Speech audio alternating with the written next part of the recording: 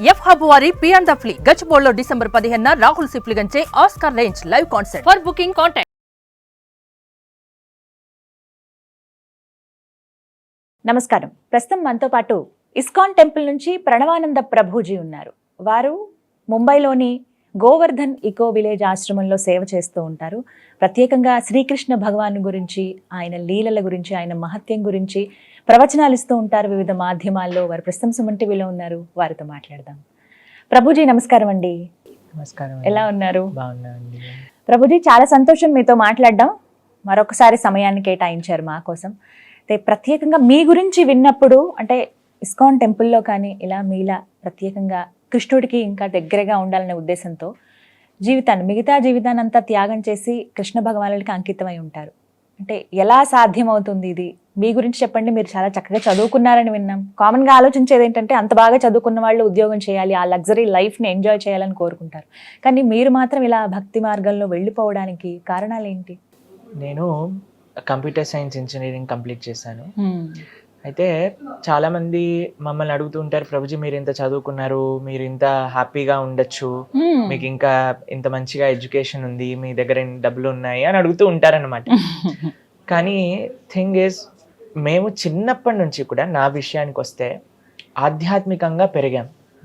Plus చిన్నప్పటి నుంచి కూడా ఆధ్యాత్మిక వైపు భగవంతుడి యొక్క సేవ చేయాలి అని, సమాజానికి కొద్దిగా నా వంతు సేవను అందించాలి అనే ఒక ప్రేరణ చిన్నప్పటి నుంచి ఉండేదన్నమాట. అయితే మేము స్కూల్లో చదువుకుంటున్నప్పుడల్లా మా అమ్మగారికి చెప్పేవాళ్ళం, మా నాన్నగారికి అమ్మగారికి, అమ్మ మేము పెద్దగా అయ్యాక ధర్మానికి సేవ చేస్తాము, స్వామీజీ అయిపోతాము అని అంటూ ఉండేవాళ్ళం అనమాట. అయితే వాళ్ళు అనుకునే వాళ్ళు చిన్న పిల్లలు కదా వీళ్ళు, అలానే అనుకుంటున్నారేమో అని. బట్ చిన్నప్పటి నుంచి మాకు అదే ఒక ఒపీనియన్ ఉండేది. దాని తర్వాత చదువుకున్నప్పుడు కూడా వెన్ ఐ వెంట్ అండ్ ఆ ఇంజనీరింగ్ కాలేజ్లో హాస్టల్లో ఉండేవాళ్ళం మేము. చెన్నైలో చదువుకున్నాను నా ఇంజనీరింగ్. అయితే అప్పుడు అన్ని చూసి కూడా వాళ్ళు ఏమనుకున్నారంటే మేబీ బయటికి వెళ్ళి ఆ ఎన్వైరన్మెంట్ వాళ్ళందరినీ చూస్తేమన్నా మనసు మారుతుందేమో అని అంత దూరం పంపించారు.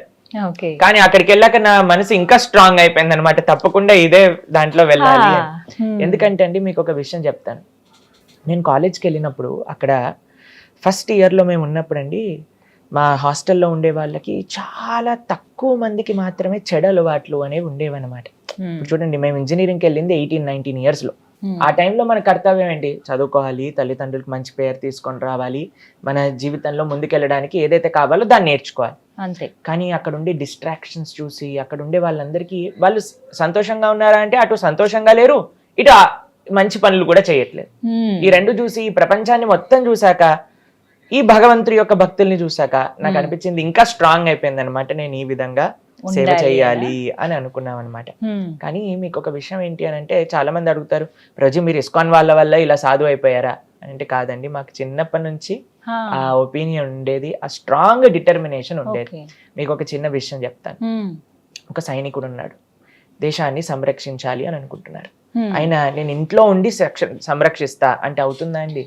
కుదరని పని. కాబట్టి ఒక దానికోసం మనం ఫుల్ గా డెడికేట్ అవ్వాలి అని అంటే ఏదో ఒక విధంగా కొద్దిగా మన వంతు త్యాగం అనేది మనం చేయాలి.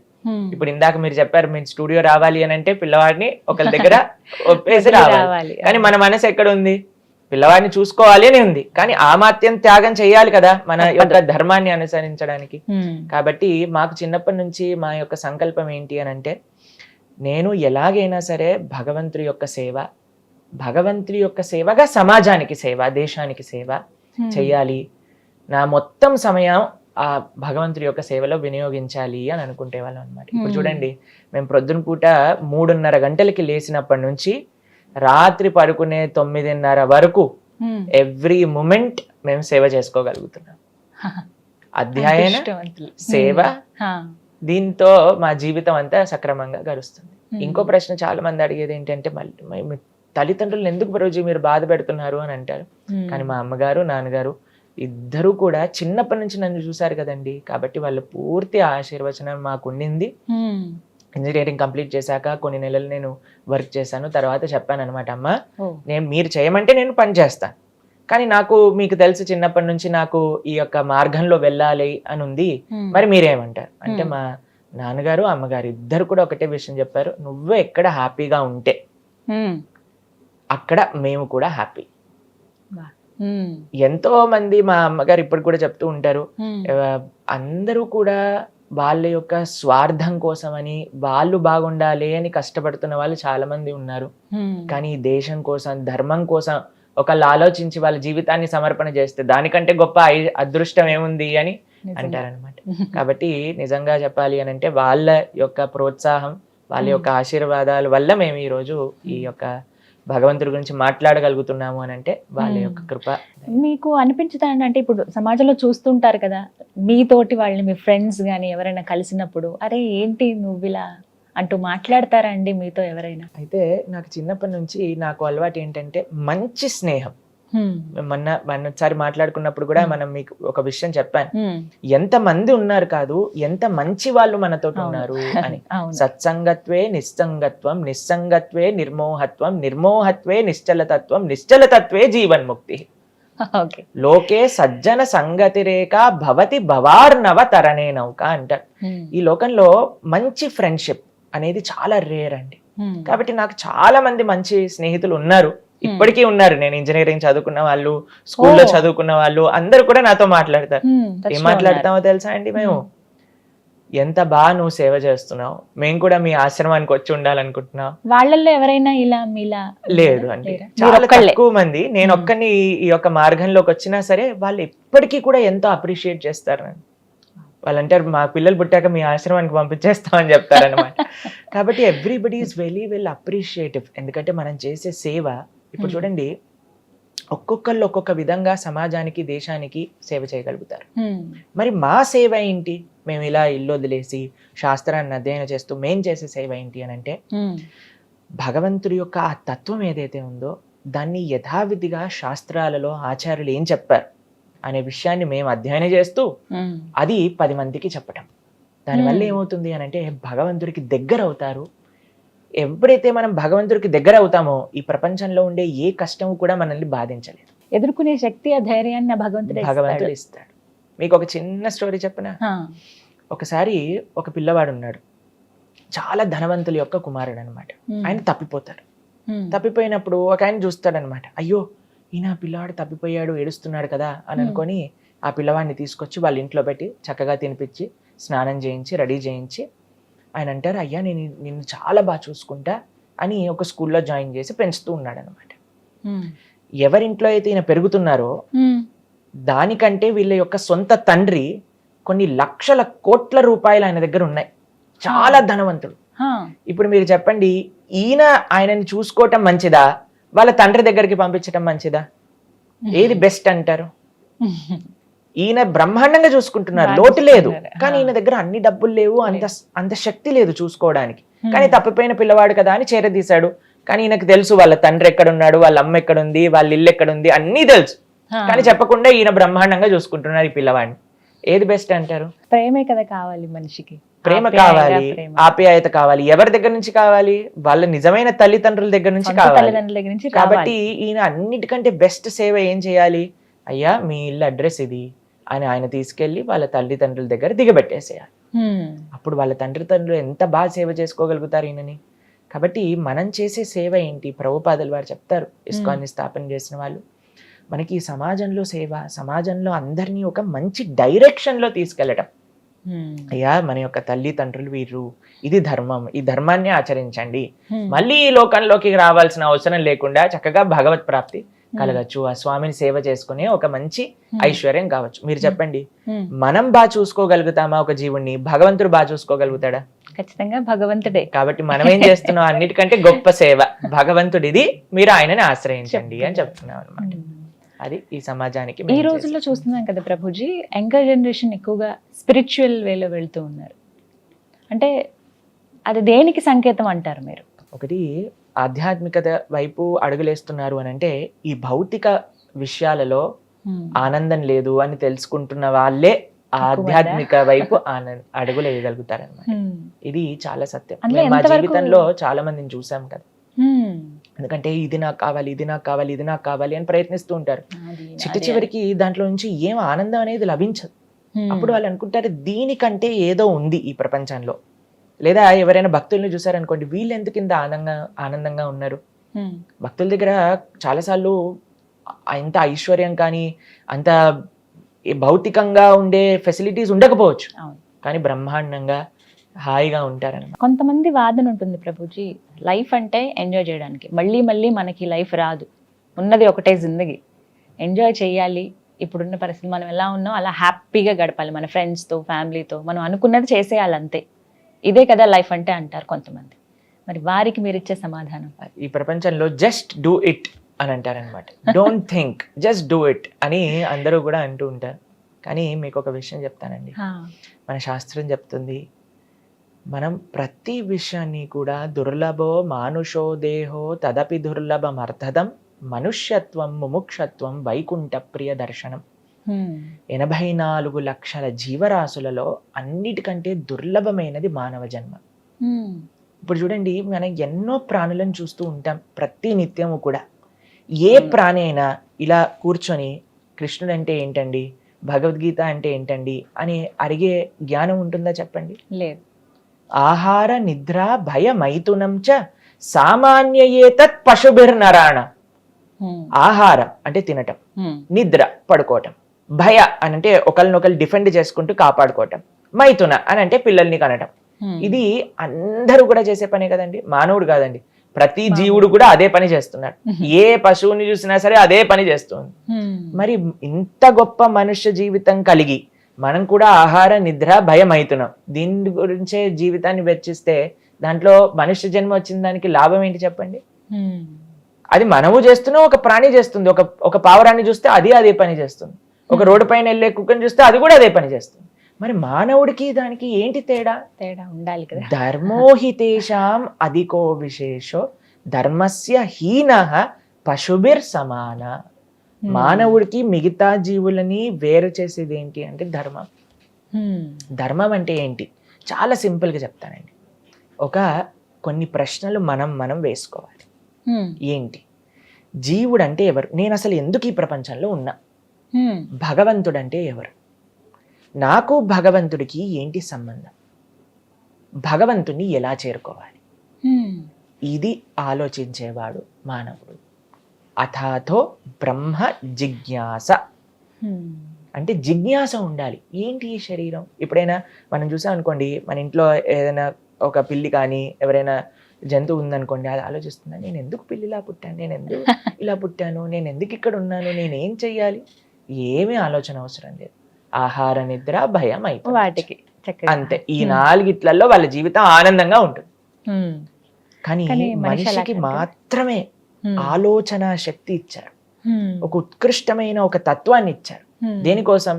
ఆలోచించడానికి. ఏంటి తత్వం అంటే ఏంటి, ఎలా నేను తరించగలను అని ఆలోచించే ఒక సామర్థ్యం కేవలం మానవుడికి మాత్రమే ఉంది. కాబట్టి అటువంటి మానవ జీవ ఎంతో దుర్లభమైనది. అటువంటి జీవితాన్ని ఇలా పశువుల్లా వెచ్చించటం కంటే మంచిగా ధర్మ మార్గంలో వెళ్ళటం అనేది మనకి చాలా ముఖ్యం. మీకు ఒక చిన్న విషయం చెప్పండి. ఒకసారి ఒక గురువు గారు తన శిష్యుడికి చాలా చెప్పడానికి ప్రయత్నం చేశారనమాట. అయ్యా, నువ్వు మంచిగా మారు, మంచిగా చక్కగా జీవితంలో ధర్మాన్ని ఆచరించు, భగవంతుని ఆశ్రయించు అని చెప్తే అస్సలు వినేవాడు కాదండి. ఒక రాజ్యానికి రాజు అనమాట. చాలాసార్లు చెప్పడానికి ప్రయత్నించారు, కానీ ఈయన మాత్రం జస్ట్ డూ ఇట్, నేను ఏది మనసులో అనుకుంటే అది చెయ్యాలి అని అనుకునేవారు.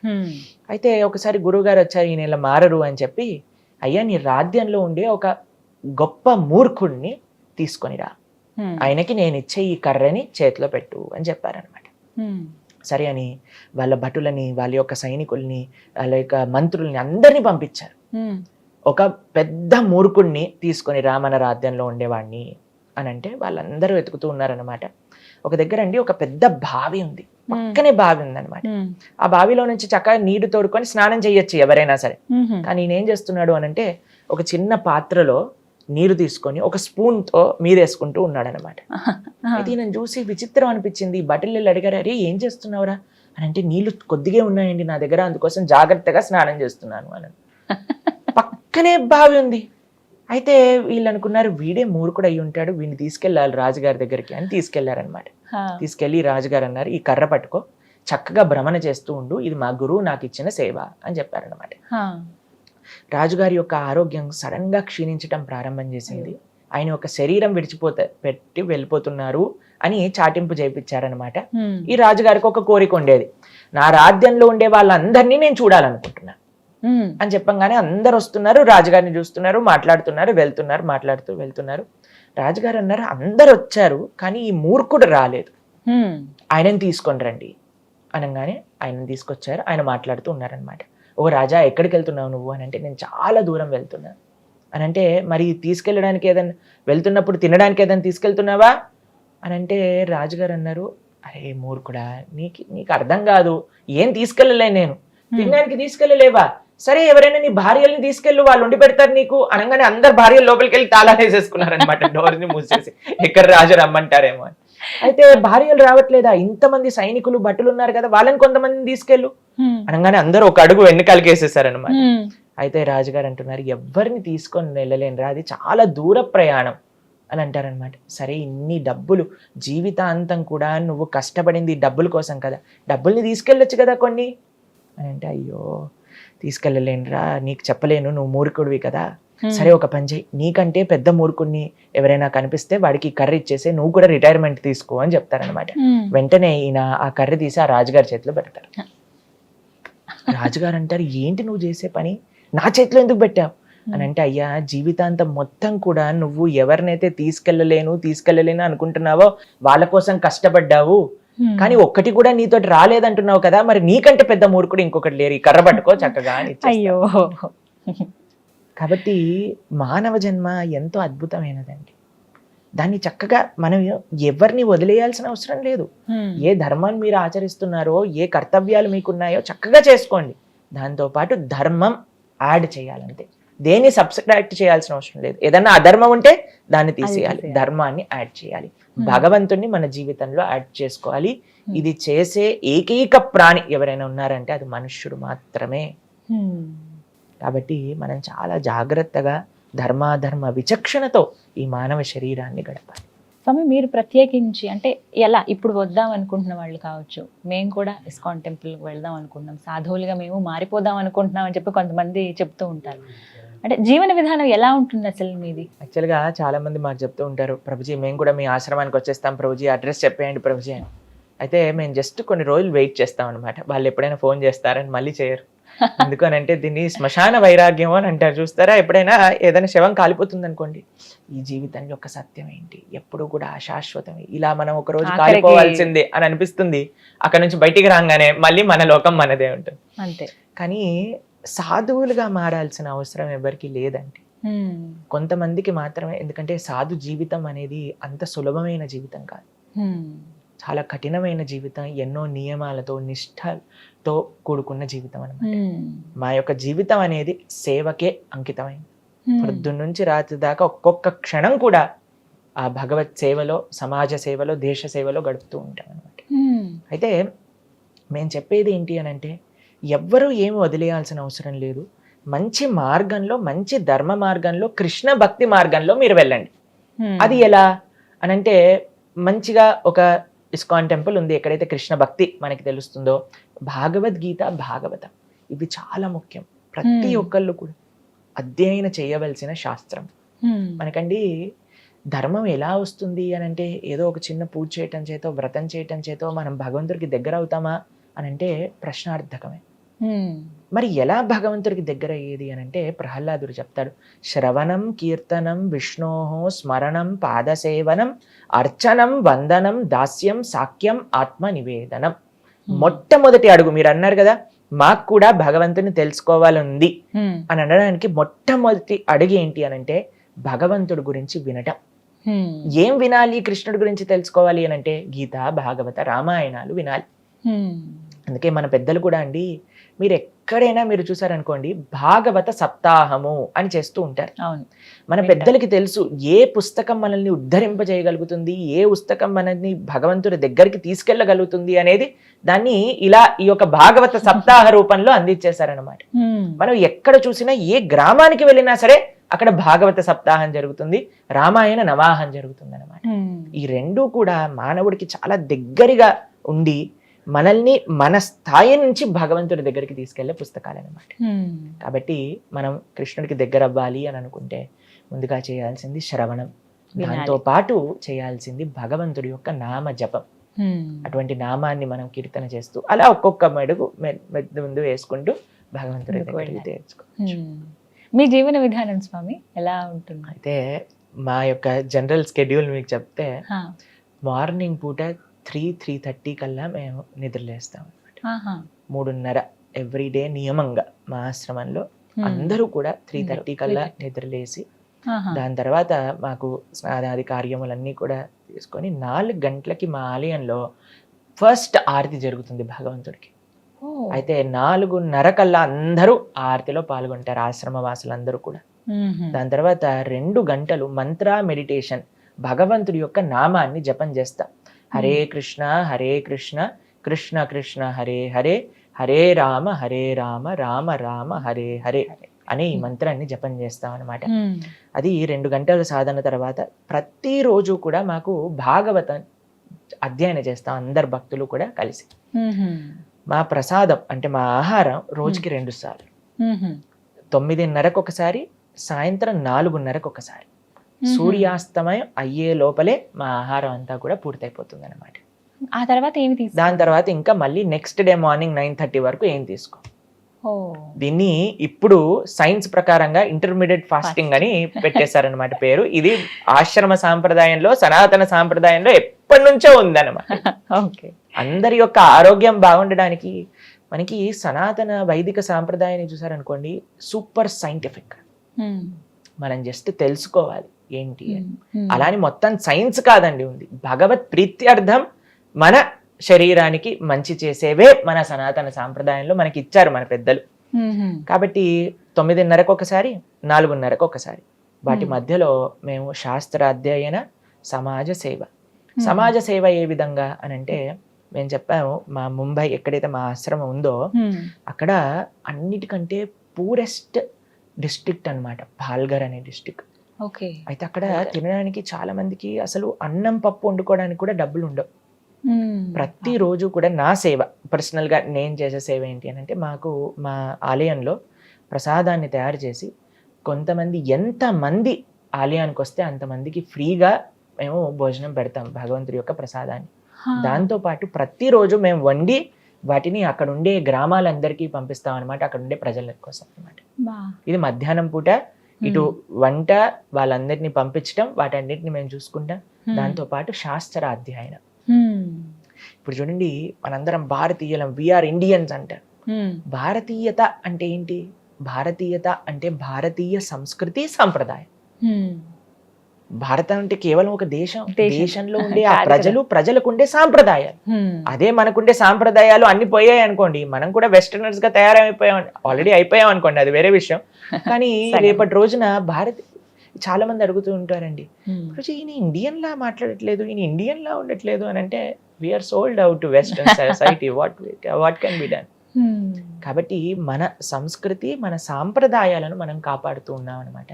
దాంట్లో శాస్త్ర అధ్యయన, శాస్త్రాన్ని 10 మందితో పంచుకుంటాం. అయితే మా ప్రసాద 2 సార్లు, 9:30, 4:30.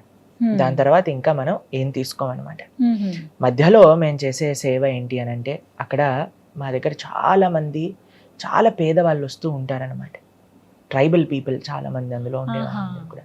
వాళ్ళందరికీ కూడా మేము ప్రతి నిత్యము కూడా మా వంటశాలలో ప్రసాదాన్ని చేయటం, వాళ్ళందరికీ నివేదన చేయటం. అలానే మేము చేయించి వేరే వేరే ప్రదేశాలలో ఊళ్ళకి కూడా పంపిస్తూ ఉంటాం. అక్కడ ఉండే వాళ్ళందరికీ కూడా ప్రతి నిత్యం అన్నదానం చేయడానికి అనమాట. ఒకసారి ప్రభుపాదుల వారు ఎవరైతే ఇస్కాన్ని స్థాపన చేసిన ఆచార్యులు ఉన్నారో ఆయన చెప్పారు, ఇస్కాన్ ఒక టెంపుల్ 10 కిలోమీటర్స్ రేడియస్ లో ఎవ్వరు కూడా ఆకలితో పడుకోకూడదు. అందుకే ఇప్పటికీ కూడా 50 లక్షల మందికి పైగా ప్రతి నిత్యము కూడా ఇస్కాన్ ఆలయాల నుంచి అన్నదాన సేవ అనేది జరుగుతుంది. ఇప్పటికీ ప్రతి నిత్యము కూడా. కాబట్టి అలా మేము ప్రొద్దున పూట సమాజ సేవ, దాంతో పాటు శాస్త్రాధ్యయనం.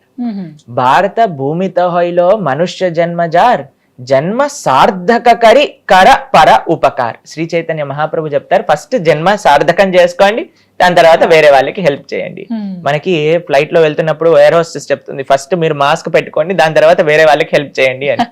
కాబట్టి జన్మ సార్థకతలో మనం శాస్త్ర అధ్యయనం చేయటం, మిగతా వాళ్ళందరికీ కూడా ఆ శాస్త్రాన్ని బోధించటం అన్నమాట. ఈ విధంగా ఉంటుంది. సాయంత్రం పూట ప్రోగ్రామ్స్, ప్రవచనాలు, అక్కడికి మధ్యలో అండి మాకు మెయిన్ సేవ ఏంటి అని అంటే, మా విషయానికి వచ్చేసరికి ఎంతో మందితో మేము మాట్లాడుతూ ఉంటాం అనమాట. వాళ్ళ జీవితంలో ఏ విధంగా వాళ్ళకి ఏదైనా మానసికంగా వాళ్ళకి ఏదైనా హెల్ప్ చేయగలుగుతామా.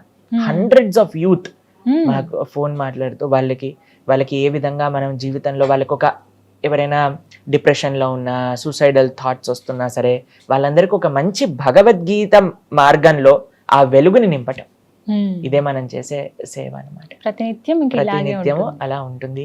ఆశ్రమంలో గురువుల సేవ, భక్తుల యొక్క సేవ, సమాజ సేవ, శాస్త్ర సేవ, దేశ సేవ, ఇదే మా యొక్క జీవితం. దైవచింతన ఉండాలి ఒక మనిషికి, కరెక్టే అది. కానీ మిగతా పనులు కూడా చేసుకుంటూ ఉండాలి. మిగతా యథావిధిగా వాళ్ళ జాబే కావచ్చు, ఏదైనా కావచ్చు, ఫ్యామిలీ లైఫ్ కాదని పూర్తిగా అన్ని కాదనుకునే వెళ్ళిపోతే ఏదో ఒక సమయంలో కాస్త అయినా అని అనిపిస్తుందా? మమ్మల్ని ఈ ప్రశ్న ఇటీవలే మా యొక్క రిలేటివ్ ఒక ఆయన అడిగారనమాట. ప్రభుజీ, మీరు చిన్నప్పటి నుంచి ఇంత ఆప్యులెంట్ గా పెరిగారు, చాలా గారాభంగా పెంచారు, మీ తల్లిదండ్రులు ఇద్దరు కూడా ఎప్పుడు కూడా ఏ కష్టం రానివ్వకుండా, మరి ఆశ్రమంలో మీరు సాప పైన పడుకోవాలి, అక్కడ మీకు ఏం ఫెసిలిటీస్ ఉండవు, మరి మీకు ఎలా అనిపిస్తుంది, కఠినంగా అనిపించదా అని అంటే, మీకు ఒక విషయం చెప్తాను. నా జీవితంలో అన్నిటికంటే హ్యాపీయెస్ట్ మూమెంట్స్ నేను మా ఆశ్రమం లైఫ్లో గడిపాను. ఎందుకంటే కృష్ణ సేవ అన్నిటికంటే ఆనందమైనది. సవై పుంసాం పరో ధర్మో యతో భక్తిర్ అదోక్షజే అహైతుకి అప్రతిహత యయాత్మ సుప్రసీదతే. భాగవతం చెప్తుంది, ఒక జీవుడికి తన స్వాంతన సుఖం కావాలి అని అనుకుంటే చేయాల్సింది భగవంతుడి యొక్క ఆరాధన. అహైతుకి అప్రతిహత అనంటే ఏ కోరికలు మాకు లేవండి. మేము భగవంతుడి ముందు నించున్నప్పుడు ఏ కోరిక అడగం. స్వామి, నేను మీ యొక్క సేవ ఎలా చెయ్యాలి, మీకు మేమైనా చెయ్యొచ్చా, ఇదే భక్తి అనంటే. మేము ప్రతిరోజు స్వామి దర్శనం, కనీసం మీరు చూడండి, ఒకసారి మీకు ఒక చిన్న విషయం చెప్తాను. ఎప్పుడైనా మీరు గుడికి వెళ్ళారనుకోండి, గుళ్ళ ప్రసాదం తీసుకున్నారనుకోండి, ఎంత బాగుంటుంది. గుడికి వెళ్తే ఒక ప్రశాంతత, అసలు ఎంత బాగా అనిపించింది, ఆ రోజంతా బాగున్నట్టు అనిపిస్తుంది. మేము ఆలయంలోనే ఉంటాం, ఇంకా మా జీవితం ఎందుకు బాధగా ఉంటుంది చెప్పండి. Krishna is most exciting. ఆయన ప్రతి లీలా అంత ఎక్సైటింగ్, ఆయన సేవ అంత ఎక్సైటింగ్. కాబట్టి మాకు ప్రతి నిత్యం కూడా ఒక్కొక్క క్షణం ఇలానే ఎప్పటికీ ఉండిపోవాలి అని అనిపిస్తుంది. కానీ ఎప్పుడు కూడా డల్గా అనిపించదు, అయ్యో ఇదేనా, ఈ మంత్రమేనా. ఇప్పుడు చూడండి, ప్రపంచంలో ఏ భౌతిక విషయమైనా సరే ఒక రోజు దాటింది అని అంటే దానిపైన, ఇప్పుడు మీకు న్యూస్ పేపర్ ఇచ్చాను, ఓ నిన్నటిదా అని పక్కన పెట్టేస్తాం. కానీ శ్రీమద్ భాగవతం 5000 సంవత్సరాల నుంచి అలా అధ్యయనం చేస్తూ ఉన్నారు, ఇప్పటికీ అధ్యయనం చేస్తారు. యుగ యుగాల పర్యంతము కూడా భాగవతాన్ని అధ్యయనం చేస్తారు. ఎందుకు అనంటే ఆ కృష్ణుడు అనే తత్వం, కృష్ణుడి యొక్క ఆ లీల, కృష్ణుడి యొక్క వైభవం అనేది ఎటర్నల్. ఆయన యొక్క స్వీట్నెస్ అనేది తగ్గదు, పెరుగుతూ ఉంటుంది. కాబట్టి ఆయన దగ్గర ఉన్న మేము, ఆయన సేవ చేస్తున్న మాకు ఎప్పుడు కూడా మాకు బోరింగ్ గా అనిపించదు, బాధ వేయదు, ఆనందంగా ఉంటాం మేము మా సేవలో. ఇంకో చిన్న విషయం మీరు అడిగారు, అన్నిటినీ చూసుకోవాలి, ఎక్స్క్లూజివ్ గా అన్నిటినీ వదిలేసి కృష్ణుడిని ఆశ్రయించాల్సిన అవసరం ఏముంది అని అన్నారు మీరు చూడండి, ఏ జీవుడైనా సరే, ఎవ్వరమైనా సరే, జీవేర స్వరూపహోయ్ కృష్ణేర నిత్యదాస్. మనము వీఆర్ ఎ స్పిరిచువల్ బీయింగ్. ఆత్మ ఆధ్యాత్మికం. మనం ఒక ఆధ్యాత్మిక జర్నీలో ఈ భౌతిక ప్రపంచంలో ఉండేవి స్వీకరిస్తూ మనం భగవంతుడి దగ్గరికి ప్రయాణం చేయాలి. మీకు ఒక చిన్న ఎగ్జాంపుల్ చెప్తాను. పూణే నుంచి ఎప్పుడైనా మీరు ముంబై వెళ్తున్నారనుకోండి, కర్జత్, లోనావాలా అని చిన్న చిన్న ప్లేసెస్ వస్తాయి అనమాట. అయితే ఇక్కడ చిక్కీ ఫేమస్, కొన్ని చోట్ల అవి ఫేమస్ అని ఏం చేస్తుంటారంటే, ఆ స్టేషన్ లాగినప్పుడు జనాలు బయటకు వెళ్ళి వెంటనే అది కొనుక్కొని ట్రైన్ ఎక్కేస్తారు. ట్రైన్ ఎక్కడికి వెళ్ళాలి? ముంబైకి వెళ్ళాలి. అవునా? కావాల్సినవి ఏంటి? ఏవో కొనుక్కోవాల్సిన సామాన్లు కావాలి, ట్రైన్ దిగి ఎక్కి మళ్ళీ వెళ్తూ ఉంటాం. మన యొక్క ఈ మానవ జన్మ యొక్క డెస్టినేషన్ ఏంటి అని అంటే భగవంతుడు. ఆ భగవంతుడి దగ్గరికి వెళ్తున్న మన జీవితంలో మనకి ఏవి భౌతిక సదుపాయాలు కావాలో వాటిని సమకూరుస్తూ భగవంతుడి దగ్గరికి వెళ్ళాలి. కానీ మన జీవితమే భౌతిక సదుపాయాల కోసం కాదు. భౌతిక సదుపాయాలు అప్పుడప్పుడు ఈ రోజు ఈ పూజ వచ్చింది, ఈ పూజ చేసేసా, తర్వాత ఆ వ్రతం వచ్చింది, ఆ వ్రతం చేసేసా, దాని తర్వాత ఆ పండుగ వచ్చింది, ఆ పండుగ చేసేసా. కానీ నా జీవితం ఎక్కడికి వెళ్తుంది అని అంటే ఒక భౌతికత వైపు, నా కోరికలు, నా స్వార్థం వైపు వెళ్ళింది అనుకోండి, దానికి అంటే you are taking a wrong destination. కాబట్టి we are spiritual beings in the material world.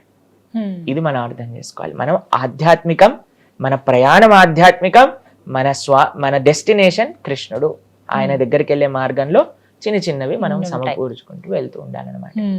ఇది ప్రభుజీ, శ్రీకృష్ణుడి గురించి ఇంకా తెలియని రహస్యాలు, విషయాలు చాలా ఉన్నాయి అని చెప్తూ ఉంటారు. కొన్ని ఇప్పటికీ సందిగ్ధంలో ఉండిపోయినవి కూడా ఉన్నాయి. అందులో భాగంగా ఒకసారి జగన్నాథుడి గురించి మాట్లాడుకుందాం. పూరి జగన్నాథుడు రథయాత్ర ఎంత వైభవంగా జరుగుతుందో ఆ కార్యక్రమాలన్నీ కూడాను. అయితే ప్రత్యేకంగా చెప్తూ ఉంటారు, శ్రీకృష్ణ భగవానుడి గుండె ఇప్పటికీ పూరి జగన్నాథ్లో ఉండిపోయింది, ఉంటుంది అని అంటూ ఉంటారు. ఇది ఎంతవరకు నిజమండి?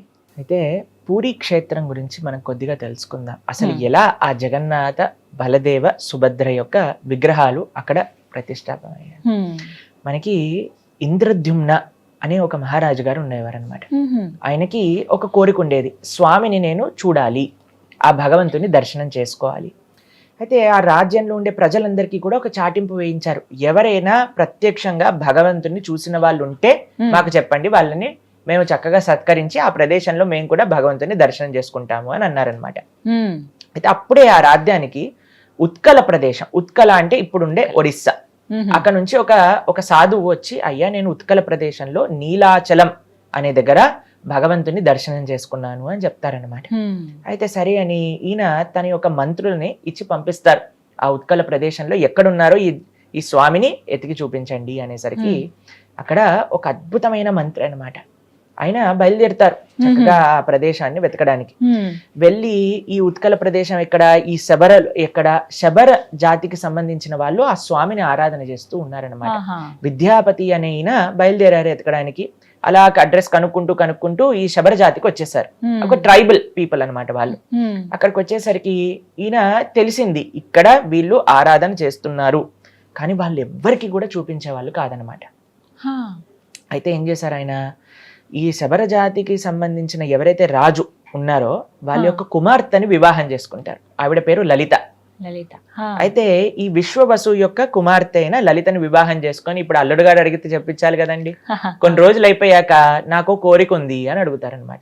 ఏంటి అని అంటే, మీరు ప్రతి నిత్యము కూడా వెళ్ళి ఆరాధన చేస్తూ ఉంటారు కదా, ఆ స్వామిని చూడాలని ఉంది అని అంటారు.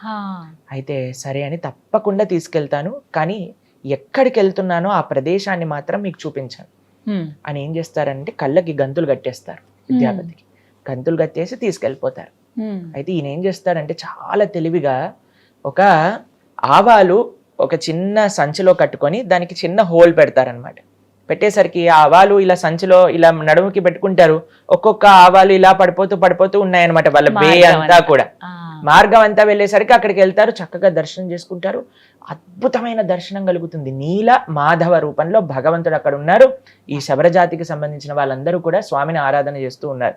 అక్కడ చూస్తారు, ఆయన ఒక పక్షి ఇలా అని వచ్చి అక్కడ ఉండే కుండం లోపలికి వెళ్ళి ఇలా మునిగింది. వెంటనే వైకుంఠ స్వరూపంలో చతుర్భుజ రూపాలు తీసుకొని వైకుంఠానికి వెళ్ళిపోతుంది అనమాట ఆ యొక్క పక్షి. అంత అద్భుతమైన ప్రదేశం అక్కడ.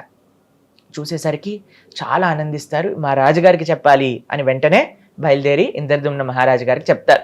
చెప్తే మరి దారి ఎలా తెలియదు కదా అనేసరికి అప్పటికి ఈ ఆవాల నుంచి అన్ని చెట్లు వచ్చేస్తాయి, చిన్న మొలకలు వచ్చేసాయి అనమాట. అయితే ఇంద్రద్యుమ్న మహారాజు గారిని పట్టుకొని ఈ విద్యాపతి అక్కడి నుంచి తీసుకొని వెళ్ళేసరికి అక్కడ ఆ దర్శనం అనేది కలగదు. ఆ స్వామి అక్కడి నుంచి అంతర్ధానం అయిపోతారనమాట. ఇక్కడ విశ్వవసు బాధపడతారు, ఇంద్రద్యుమ్న మహారాజు కూడా చాలా బాధపడతారు. ఏంటి, ఏం జరిగింది, ఎందుకు ఇలా స్వామి దర్శనం అంతర్ధానం అయిపోయింది అనగానే స్వామి ఇలా కళ్ళలో కనిపించి, అయ్యా నేను ఇంకొక అద్భుతమైన రూపంలో ఈ ప్రజలందరికీ కూడా దర్శనం ఇవ్వాలి అని అనుకుంటున్నా, కాబట్టి మీరు ఆయన ఒక యజ్ఞాన్ని చేస్తారనమాట. అందులో కనిపించి స్వామి చెప్తారు, ఒక పెద్ద చెక్క ముక్క ఇలా నీళ్ళల్లో ఆ సముద్రంలో వస్తుంది మీ దగ్గరికి, దానితో మీరు విగ్రహాలు చేయించండి అని చెప్తారనమాట. సరే అని ఇంద్రద్యుమ్న మహారాజు గారు దీన్ని తీసుకొచ్చి, కొన్ని రోజులకి భగవంతుడు చెప్పిన విధంగానే వచ్చేసింది. దాన్ని తీసుకొని చూసేసరికి ఎవరు చెక్కుతారు ఇక్కడ నుంచి విగ్రహాలు అనే లోపల విశ్వకర్మ ఒక ఒక చాలా వృద్ధ బ్రాహ్మణుడి యొక్క రూపంలో వస్తాడనమాట. వచ్చి అయ్యా నేను చక్కగా చెక్కి పెడతాను, కానీ నేను బయటికి వచ్చేంత వరకు మీరు రాకూడదు అని చెప్తారు. ఈ కండిషన్తో లోపలికి వెళ్ళిపోతారు. గుండీచ అని అంటే ఈ యొక్క ఇంద్రదుమ్న మహారాజు గారి యొక్క భార్య. ఆవిడికి కొన్ని రోజులు అయ్యాక డౌట్ వచ్చింది, ఏంటి ఈ ముసలాయన లోపలికి వెళ్ళాడు, అసలు చెక్కుతున్నప్పుడు టక్ టక్ సౌండ్ అయినా రావాలి కదండి, ఏమీ వినిపించట్లేదు అని వెళ్ళి ఆ డోర్ దగ్గరికి వెళ్ళి చూసేసరికి అసలు ప్రశాంతంగా అసలు ఇంత వాయిస్ కూడా లేదనమాట. అయితే ఆవిడ అనుకుంది ఈయన చనిపోయాడేమో, ఏమైందో తెలియదు, కాబట్టి మనం విగ్రహాలని చూడాలి అని అంటే ఎలాగైనా సరే దీన్ని ఓపెన్ చేయాలి అని డోర్ ఓపెన్ చేయించేసాను. అయ్యో, ఓపెన్ చేయించేసరికి అక్కడ జగన్నాథుడు, బలభద్ర, సుభద్ర ఇన్కంప్లీట్ విగ్రహాలుగా మనకు కనిపిస్తున్నాయి, కానీ అలానే ఉండిపోయాయి అన్నమాట. అయితే ఇంద్రదుమ్న మహారాజు గారికి చాలా బాధేస్తుంది, అదేంటబ్బా ఇలా ఉండిపోయారు జగన్నాథుడు అనేసరికి జగన్నాథుడు సాక్షాత్తుగా కృష్ణుడు తన కలలో కనిపించి, ఈ విధంగానే నేను ఇక్కడ పూరి క్షేత్రంలో చక్కగా ఆరాధన చేసుకోవాలనుకుంటున్నాను. మీరు అడిగారు కదా కృష్ణుడు గుండె ఉందా అని, కృష్ణుడు గుండె కాదండి, సాక్షాత్తుగా కృష్ణుడే జగన్నాథుడిలా ఉన్నాడు అక్కడ. భగవంతుడికి భగవంతుడి యొక్క విగ్రహానికి తేడా లేదు. చాలా మంది ప్రశ్నిస్తూ ఉంటారు, సనాతన ధర్మంలో విగ్రహారాధన లేదు. మీరు చూడండి, భగవంతుడే వచ్చి నా విగ్రహాల్ని చేయించింది అని చెప్తున్నారు. కాబట్టి మనం స్వామి యొక్క శ్రీ విగ్రహాన్ని ఆరాధన చేస్తుంటే అది సాక్షాత్తుగా భగవంతుణ్ణి ఆరాధన చేసినట్టే. మన సనాతన వైదిక సంస్కృతిలో ఎన్నో ప్రమాణాలు ఉన్నాయి మనకి విగ్రహారాధన అన్నిటికంటే శ్రేష్టమైన మార్గము అని చెప్పడానికి. కాబట్టి ఎవరైతే మీ దాంట్లో విగ్రహారాధన లేదు, విగ్రహారాధన అవసరం లేదు అనే వాళ్ళందరికీ కూడా జగన్నాథుడి యొక్క లీలే ప్రత్యక్ష ప్రమాణం. స్వామి సాక్షాత్తుగా తన విగ్రహాన్ని చేయించుకున్నారు. చేయించుకున్నాకండి ఒక అద్భుతమైన ఆలయాన్ని ఇంద్రదుమ్న మహారాజు గారు నెలకొల్పుతారు. చాలా పెద్ద కథ అండి అది, మీకు కొద్దిగా చిన్నగా చెప్తాను.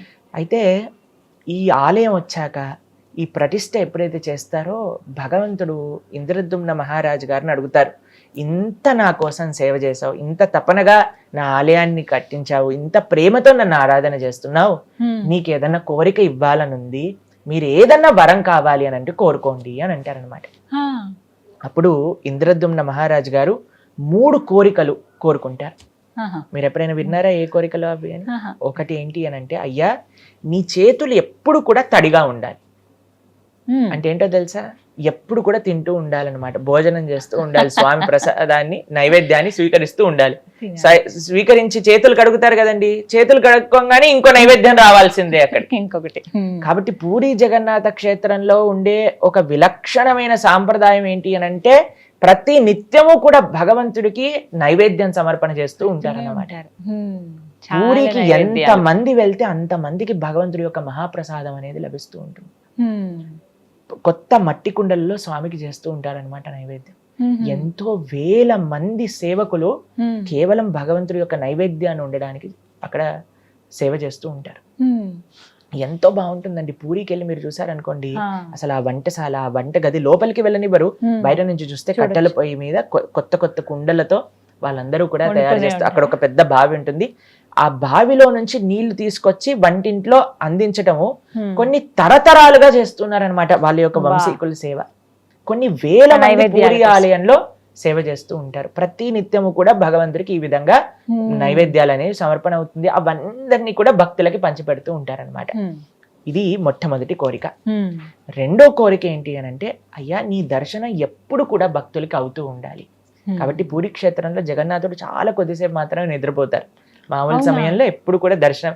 మీకు విషయం తెలుసా, అక్కడ విచిత్రం ఏంటి అని అంటే, స్వామికి అలంకరణ చేసేటప్పుడు కూడా భక్తులు దర్శనం చేస్తూ ఉంటారనమాట. స్వామికి అలంకరణ తీసేసి నెక్స్ట్ అలంకరణ వేస్తూ ఉంటారు, అయినా సరే భక్తులు దర్శనం చేసుకుంటూ ఉంటారు. జనరల్ గా ఆలయంలో మనం చూసాం అనుకోండి, అలంకరణ అయిపోయాక కర్టెన్లు తీసి దర్శనం ఉంటుంది, కానీ పూరిలో ప్రతి నిత్యము దర్శనమే అనమాట.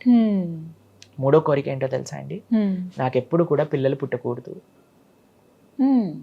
అయితే ఎందుకు ఇంద్రదుమ్న మహారాజు గారు ఇలా అన్నారు అని అంటే, ఇప్పుడు నాకు పిల్లవాడు పుట్టాడు అనుకోండి, వాడు అంటాడు ఇది మా నాన్న కట్టించిన గుడి, వాళ్ళ పిల్లవాడు అంటాడు మా తాత కట్టించిన గుడి, దీనికి నేను అర్హుణ్ణి, నాకు స్పెషల్ దర్శనాలు కావాలి, నేను చెప్పింది జరగాలి. అయ్యా ఇది నీ గుడి, నీ భక్తుల గుడి, నీకు నీ భక్తులకి ఎవ్వరు మధ్యలో రాకూడదు, చక్కగా వాళ్ళందరూ నేను సేవ చేసుకోవాలి, కాబట్టి నా అనేవాడు ఉండాల్సిన అవసరం లేదు అని అన్నారండి ఇంద్రదుమ్న మహారాజు.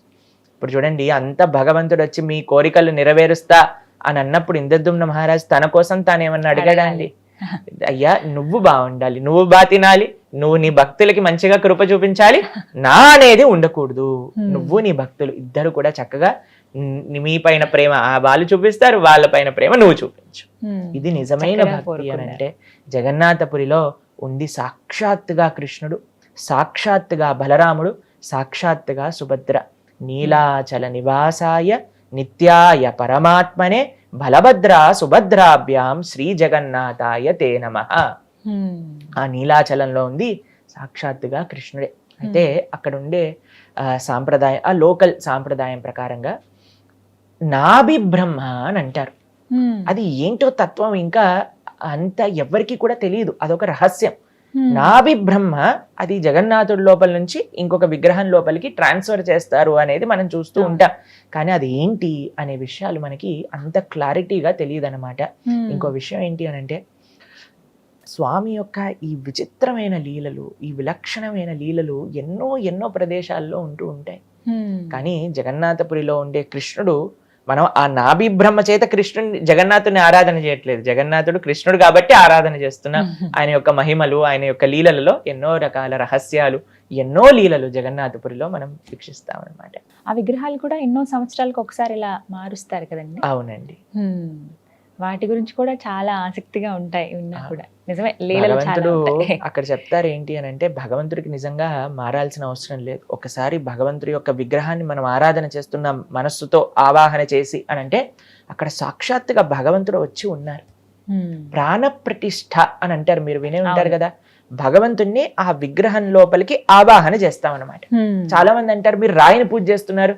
నేను రాయిని పూజ చేయట్లేదండి, రాయి లోపలిని భగవంతుని ఆహ్వాన చేసి, ఇప్పుడు చూడండి ప్రేమ మీరు ఎవరి దగ్గరైనా ఉంది అని అనుకోండి, అయ్యా మీరు తప్పకుండా రావాలి మా దగ్గరికి అని అంటే మీరు వెళ్తారా లేదా?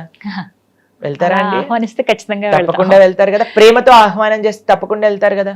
మరి భగవంతుడు ప్రేమైక మూర్తి అన్నప్పుడు అంతటా ఉండే స్వామి ఆ రాయిలో ఎందుకు ఉండరండి? అయ్యా స్వామి నిన్ను ఈ విధంగా నేను ఆరాధన చెయ్యాలి అని అనుకుంటున్నప్పుడు మనం ప్రేమతో ఆహ్వానం చేస్తే ఎందుకు స్వామి రాడండి కదా. కాబట్టి మనం ఆరాధన, ఆ శ్రీ విగ్రహాన్ని యొక్క ఆరాధన అనేది తప్పనిసరిగా చేయాలి. అందులో భగవంతుడు సాక్షాత్తుగా ఉన్నాడు. కాబట్టి ఆ స్వామిని అక్కడ చూస్తే నవకలేవరం అనే ఒక ఉత్సవం చేత ఎప్పుడైతే అధిక ఆషాఢ మాసం వస్తుందో అప్పుడు మారుస్తారనమాట విగ్రహాల్ని. ఒక కొత్త విగ్రహాలని చేయించి అందులో నుంచి ఈ నాభి బ్రహ్మని ఇందు లోపల పెట్టి మిగతా ప్రతిష్టా కార్యక్రమాలన్నీ కూడా చేసేసి ఈ పురాణ విగ్రహాలన్నింటినీ కూడా తీసుకెళ్లి అక్కడ ఒక ఆలయంలోనే ఒక దగ్గర ఉంటుంది, ఒక ప్రదేశం ఉంటుంది అనమాట. అందులోపల వాళ్ళు పూజ చేస్తారనమాట. ఇది అక్కడ పూరిలో ఒక లోకల్ సాంప్రదాయంగా నడుస్తూ ఉంటుంది. అయితే ఒకళ్ళ దగ్గర నుంచి నేను విన్నాను, ఒక భక్తుల దగ్గర నుంచి. ఆయన అంటారు, భగవంతుడు అంటున్నారు ఈ ప్రపంచంలో ఉండే వాళ్ళతో, అయ్యా సాక్షాత్తుగా భగవంతుడి యొక్క విగ్రహాన్ని అయినా నేనైనా సరే ఒక రోజు ఎక్స్పైరీ, ఒక రోజు అయిపోతాను, ఆ కొత్త విగ్రహం రావాల్సి వస్తుంది. కానీ ఈ ప్రపంచంలో ఉండే మనుషులు అనుకుంటారట నేను ఎప్పటికీ జీవిస్తాను, నాకు అప్పుడు ఎప్పుడు ఎండ్ రాదు అని అనుకోని వాళ్ళ జీవితంలో వాళ్ళ యొక్క ఆశల్ని, వాళ్ళ యొక్క కోరికల్ని వాళ్ళు నెరవేర్తిస్తూ వెళ్తూ ఉంటారు. ఇప్పుడు చూడండి ఎంత ఆశ్చర్యం అని అంటే మనం ఉండే వాళ్ళందరూ కూడా పక్కన ఉండే వాళ్ళు పోతున్నారు అని మనం గమనించినా సరే నేను మాత్రం పోను, నాకు మాత్రం ఎండ్ లేదు అని అనుకుంటారు. అవును. కాబట్టి జనాలకు చూపిస్తూ ఉన్నారట భగవంతుడు ఈ లీల మాధ్యమంగా అని కూడా ఒకళ్ళు చెప్తూ ఉంటే నేను విన్నాను అనమాట. కాబట్టి జగన్నాథుడి యొక్క లీలలు అనంతం, అద్భుతం. కాబట్టి మీరందరూ కూడా తప్పకుండా జగన్నాథ క్షేత్రాన్ని దర్శించండి, ఆ స్వామి యొక్క కృపకు పాత్రలు కాయండి. రథయాత్ర సమయం కాకుండా ఇంకా స్పెషల్ డేస్ ఉంటాయా స్వామి పూరిలో? పూరిలో ప్రతి నిత్యం కూడా ఎన్నో ఉత్సవాలు జరుగుతూ ఉంటాయన్నమాట. రథయాత్ర, దాంతో పాటు స్నాన పూర్ణిమ అని చేస్తారనమాట. స్నాన పూర్ణిమ జగన్నాథుడి యొక్క బర్త్డే అని అంటారు. అయితే ఆ స్నాన పూర్ణిమ రోజు ఏం చేస్తారు అంటే భగవంతుడికి ఎన్నో వందల కలశాలతో అభిషేకం చేస్తారు. దాని తర్వాత భగవంతుడికి జ్వరం వస్తుంది. ఎందుకంటే అన్ని చల్లటి నీళ్ళతో స్నానం చేసేసరికి వాళ్ళకి జ్వరం వస్తుంది అని చెప్పి 15 రోజులు దర్శనం ఉండదన్నమాట. అనవసర కాలము అని అంటారు. దాంట్లో ఇప్పుడు చూడండి ఇక్కడ విద్యాపతి అనే మంత్రి గురించి మనం తెలుసుకున్నాం కదా. వాళ్ళ యొక్క పరంపర వాళ్ళందరూ కూడా భగవంతుడికి సేవ చేస్తూ ఉంటారు. విశ్వవసు అనే శబర జాతికి చెందిన వాళ్ళు కూడా భగవంతుడికి ఆలయంలో సేవ చేస్తూ ఉంటారనమాట.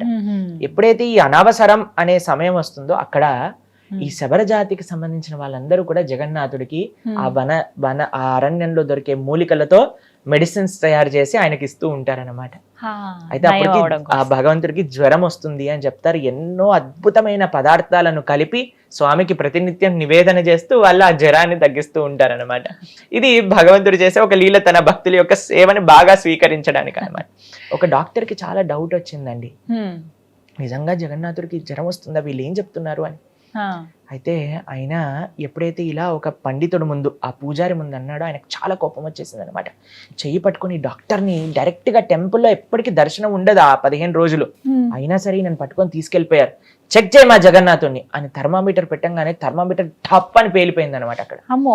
అప్పుడు వెంటనే డాక్టర్ సాష్టాంగ నమస్కారం చేసి జగన్నాథుడికి, అయ్యా నన్ను క్షమించండి, మీ పట్ల అపరాధం చేశాను అని ప్రార్థన చేసిన సంఘటన కూడా ఇటీవల జరిగిందనమాట. కాబట్టి జగన్నాథుడు భగవంతుడు ఆలయంలో ఉండే భగవంతుడైనా మన ఇంట్లో ఉండే స్వామి అయినా సరే సాక్షాత్తుగా భగవంతుడు, దాంట్లో ఎటువంటి డౌట్ కూడా లేదు. ప్రభుజీ, కృష్ణ భగవాన్ గురించి మాట్లాడుకునేటప్పుడు వారి వారసులు ఇప్పటికీ ఉన్నారా అని అంటారు. ఎందుకంటే శ్రీరాముని వారసులు అని చెప్పి ఈ మధ్యకాలంలో కొంతమందిని ఇలా చూపిస్తూ ఉన్నారు, వాళ్ళ ఫ్యామిలీ వాళ్ళు తరతరాలుగా ఇలా వస్తూ ఉన్నారు, వీళ్ళంతా కూడా శ్రీరాముని వంశస్థులు అని చెప్పి. అలా శ్రీకృష్ణుని వంశస్థులు ఉన్నారా ఇప్పటికీ? ఉంటే ఎక్కడున్నారు? ఒకవేళ లేకపోతే ఎందుకు లేరు? మనకి కృష్ణుడి గురించి పరిపూర్ణంగా తెలుసుకోవాలి అని అంటే మనం చదవాల్సిన పుస్తకం శ్రీమద్ భాగవతం. శ్రీమద్ భాగవతంలో భగవంతుడి యొక్క అవతారం నుంచి భగవంతుడి యొక్క అవతార పరిసమాప్తి వరకు అంతా కూడా చక్కగా వివరించి ఉన్నారు శ్రీమద్ భాగవతంలో. ఇటీవలే మేము భాగవతం గురించి ప్రస్తావన చేస్తూ ఉన్నాం అనమాట. అందులో 9వ స్కందంలో చెప్తారు భగవంతుడి యొక్క చంద్రవంశం. రాముడు సూర్యవంశం, కృష్ణుడు చంద్రవంశం. వాళ్ళందరి గురించి చెప్తూ ఉంటారు. కృష్ణుడు, దాని తర్వాత వాళ్ళ యొక్క వంశాన్ని, దాని తర్వాత 12వ స్కందంలో కూడా ప్రస్తావన ఉంది కృష్ణుడు తర్వాత ఎవరెవరు ఉన్నారు అని. కృష్ణుడి యొక్క వంశంలో మనకి చిట్ట చివరిగా కొన్ని వజ్రనాభుడు అనే ఒక మహారాజు గారి గురించి ప్రస్తావన ఉంటుంది. ఆయన సాక్షాత్తుగా కృష్ణుడి లాంటి విగ్రహాలను తయారు చేయించి బృందావనంలో ప్రతిష్టాపన చేస్తారనమాట. ఇప్పుడు మనం బృందావనం వెళ్తే అక్కడ చాలా మటుకు కృష్ణ విగ్రహాలన్నీ కూడా తన వంశంలో వచ్చిన వజ్రనాభుడు అనే మహారాజు గారు చేయించి అక్కడ ప్రతిష్టాపన చేశారు. శుకదేవ గోస్వామి భాగవతం చెప్తూ ఉన్నారు కదా, కృష్ణుడి యొక్క ఆ పరంపరనంతా కూడా చెప్తూ వజ్రనాభుడు తర్వాత కొన్ని పేర్లు చెప్పి దాంతో పరంపరను ఆపేస్తారనమాట. కొంతమంది ఏం చెప్తారు అని అంటే, ఈ సూర్యవంశ చంద్రవంశానికి సంబంధించిన రాజులు తపస్సు చేస్తూ ఉంటారు ఎక్కడో, మళ్ళీ కృతయుగం వచ్చాక మళ్ళీ ఆ చంద్ర సూర్య వంశాలను ముందుకు తీసుకెళ్తారు అని కూడా చెప్తారు.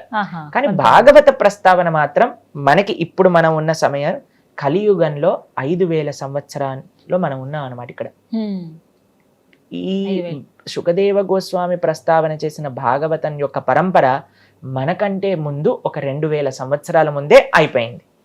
దాని తర్వాత వాళ్ళు ఎక్కడున్నారు ఏంటి అనేది ప్రస్తావన భాగవతంలో లేదు. కాబట్టి కొంతమంది అంటారు వాళ్ళు తపస్సు చేస్తూ ఉన్నారు, మళ్ళీ కృతయుగం తర్వాత మళ్ళీ ఆ 2 పరంపరలు ముందుకు తీసుకెళ్తారు అనే విషయాన్ని కూడా ప్రస్తావన చేస్తూ ఉంటారనమాట. కానీ నిజమైన వారసులు కృష్ణుడికి ఇప్పుడు ఉన్నారా అని అంటే ఉన్నారు. ఎవరో తెలుసా అండి? స్వామిని సేవించే వాళ్ళు, స్వామి భక్తి చేసేవాళ్ళు. గోపికలందరూ కూడా భగవంతుడికి ప్రార్థన చేస్తూ తవ కథామృతం తప్త జీవనం కవిభిరీడితం కల్మషాపహం శ్రవణమంగళం శ్రీమదాతతం. వాళ్ళంటారు భగవంతుడి యొక్క కథలను, భగవంతుడి యొక్క వైభవాన్ని ఎవరైతే ప్రపంచంలో నలుమూలలా చెప్తూ ఉన్నారో వాళ్ళు కృష్ణుడికి అత్యంత దగ్గరైన వాళ్ళు అని చెప్తారనమాట. కాబట్టి ఎవరైతే ఆ భగవత్ తత్వాన్ని ఇప్పటికీ కూడా అర్థం చేసుకొని మనందరికీ అందిస్తున్నారో వాళ్ళు నిజమైన కృష్ణ వారసులు అనమాట. రక్షతాం సర్వలోకస్య స్వజనస్య పరిరక్షిత అని భగవంతుడి గురించి చెప్తారు. స్వజనస్య అనంటే తనదైన వాళ్ళు. ఎవరు అనంటే తనని ఆశ్రయించే వాళ్ళు, తన భక్తి చేసేవాళ్ళు. కాబట్టి ఇప్పటికీ కూడా కృష్ణుడి గురించి మనం తెలుసుకుంటున్నాం. ఎవరి దగ్గర నుంచి తెలుసుకుంటున్నాం? అటువంటి భక్తులు ఎవరైతే ఉన్నారో వాళ్ళు నిజంగా ఆ కృష్ణుడి యొక్క పరంపరకి చెందిన వాళ్ళే, వారి వారసులుగానే చూడాలంటారు. ప్రభుజీ, ద్వారక గురించి ఎన్నో సందేహాలు ఉన్నాయి. ఇప్పటికీ అసలు ద్వారక నగరం ఉండేదా, ఉంటే ఎలా ఉండేది అని అంటారు. అసలు ద్వారక లేదు, అలాంటి పట్టణాలు ఏవి లేవు, వాటి గురించి ఏదో చెప్తారంతే అనేవాళ్ళు కొంతమంది ఉన్నారు. కానీ సముద్రంలో ద్వారకకి సంబంధించిన ఆనవాళ్ళు ఉన్నాయని కొన్ని పిక్చర్స్ ద్వారా మనం చూస్తూ ఉన్నాం. నిజంగా అసలు ద్వారకా నగరం ఉండేదా? ఉంటే గనక ఎందుకు మునిగిపోయింది? మునిగిపోయేలాగా శ్రీకృష్ణ భగవానుడు ఎందుకు నిర్మించారు? అసలు ఆ ప్రజలంతా ఏమైపోయారు? ఇవి చాలా సందేహాలు. ఏం చెప్తారు? అయితే ద్వారక గురించి మీరు ప్రశ్న అడిగారు. ద్వారక కృష్ణుడు బృందావనంలో ఉండేవారు. కంస సంహారం కోసం మథురా నగరానికి వచ్చారు. మథురలో బ్రహ్మాండంగా వైభవంగా అందరూ కలిసి ఉంటున్నారు. జరాసంధుడు అనే ఒక రాజు చాలా సార్లు మథురా నగరాన్ని ఆక్రమించడానికి ప్రయత్నం చేశారన్నమాట. ఎన్నోసార్లు యుద్ధానికి వచ్చారు. అయితే చాలా మంది ఏమనుకుంటారు అని అంటే జరాసంధుడికి భయపడి కృష్ణుడు ద్వారకకి వెళ్ళారు అని అనుకుంటారు, కానీ నిజం కాదండి. కృష్ణుడు తన యొక్క ద్వారక ఆ మథురా వాసులందరినీ కూడా ఒక ప్రైవేట్ ప్లేస్ కి తీసుకెళ్ళాలి, అక్కడ వాళ్ళందరితో చక్కగా లీలలు చేస్తూ తన ఐశ్వర్యాన్ని ప్రకటింపజేయాలి అని స్వామి నిశ్చయం చేసుకున్నారనమాట. మీకు ఇప్పుడు దుబాయ్ లాంటి దేశాలలో మీరు చూస్తే సగం విల్లా వాటర్ లోపల సగం పైన ఉంటుంది. అలాంటివన్నీ చాలా ఫ్యాసినేటింగ్ గా ఉంటాయి అన్నమాట. అయితే అలా భగవంతుడు కూడా తమ వాళ్ళందరినీ కూడా ఒక మంచి ఫ్యాసినేటింగ్ ఎక్స్పీరియన్స్ ఇవ్వాలి అని అనుకున్నారు. ఒక రాత్రిలో ద్వారకా నగరాన్ని నిర్మించేశారు. తన యొక్క ఐశ్వర్యం అటువంటిది. భగవంతుడు అంటే మామూలు కాదండి. ఒక రాత్రిలో ద్వారకా నగరం మొత్తం కూడా రాత్రిపూట మథురలో పడుకున్న వాళ్ళు ప్రొద్దున పూట ద్వారకలో లేశారు. నగరంలో ఉండే ప్రజలందరినీ కూడా రాత్రికి రాత్రి షిఫ్ట్ చేయించేశారనమాట భగవంతుడు. అయితే చక్కగా ఆ ద్వారకా నగరం గురించి చెప్తారండి భాగవతంలో, మహాభారతంలో. మీరు చూస్తే అసలు 8 నుంచి 9 లక్షల బంగారు భవనాలు ఉండేవట ద్వారకలు. అసలు రాసి పోసిన ఐశ్వర్యం ద్వారక. అంత అందం, అంత వైభవం ఇంకా ప్రపంచంలో ఇంకెక్కడ ఉండేది కాదు. అంత అద్భుతమైన నగరాన్ని నిర్మించారు కృష్ణుడు అన్నమాట. అయితే ఇక్కడ నుంచి జరాసంధుడు అపరెంట్ గా చూస్తే మనం జరాసంధుడు యొక్క ఆ సైన్యాన్ని దాడికి ఈయన అక్కడికి వెళ్ళిపోయినట్టే అనిపిస్తుంది, కానీ అది నిజం కాదు. ఎందుకు అనంటే జరాసంధుడు చివరిసారికి వచ్చినప్పుడు కృష్ణుడు బలరాములు ఇద్దరూ కూడా పారిపోతారు. చాలా మంది ప్రపంచంలో ఈ విషయాన్ని కూడా కృష్ణుడిని అడుగుతూ ఉంటారనమాట. ఏ కృష్ణ, ఈయన భయపడి పారిపోయారు జరాసంధుడి యొక్క యుద్ధం నుంచి అని. ఇంకో విషయం తెలుసా అండి, కృష్ణుడు ఏం చేసినా తనకి వైభవమే. కృష్ణుడు యుద్ధం నుంచి పారిపోతే ఆయనని రన్ చోడ్ రాయ్ అని పిలుస్తారనమాట.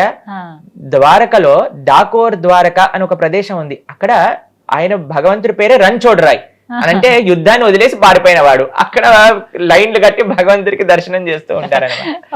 కాబట్టి మానవ మాత్రం ఏమైనా చేసామనుకోండి మనకి అది గొప్పతనాన్ని తెచ్చిపెట్టదు. కానీ కృష్ణుడు ఏం చేసినా, ఆయన వెన్నదనం చేశారనుకోండి ఆయన మక్కన్చోర్ అయ్యారు. ఇక్కడ యుద్ధం నుంచి పారిపోయారు అనుకోండి రంచోడ్ రాయ్ అయ్యారు. గోవర్ధనాన్ని ఎత్తారనుకోండి గిరిధరుడు అయ్యాడు. గోవులను పాలించారనుకోండి గోపాలుడు అయ్యాడు. ఆయన ఏది చేసినా లీల. ఆయన చేసేదే దానికోసం.